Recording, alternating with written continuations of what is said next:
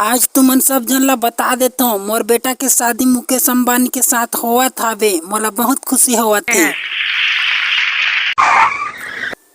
अंबानी जी आगे होते। ओए मोर जानो, रुके रहा साले, तुम्हारा हाड़ा गोड़ा टोर हूँ साले। तोर बहन के ऐसी तैसी होए साले हो। शादी में 1000 करोड़ रुपया खर्च करता हो, वही पैसा वसूल तो बे।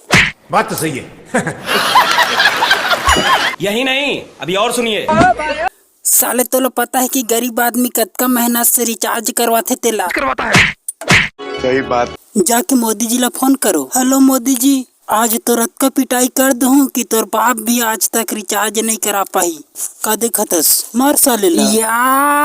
ये लगा छक्का। और अभी तो रुको, क्लाइमैक्स अभी बाकी। अबे कालिया तेहा रुकता हूँ लट्ठों को हूँ साले। ते हम अंबानी जी के बेटी की शादी खराब करे बर आए हस। करण अर्जुन तुमन दोनों जन भोकवा हरो जो रिचार्ज महंगा होने के चक्कर में लड़ा। तो रिचार्ज दोनों कंपनी है बढ़ा। दोनों कंपनी है सब जन ला चुतिया बना दी। क्या बात है सर। अच्छी बात बोली, आपको अच्छी लगी तो ऐसे थोड़ा मार दीजिए हाथ, आप थोड़ा सा मार दीजिए। साला मोर बेटी के बिहाव ला बर्बाद करे बर आए हस तो।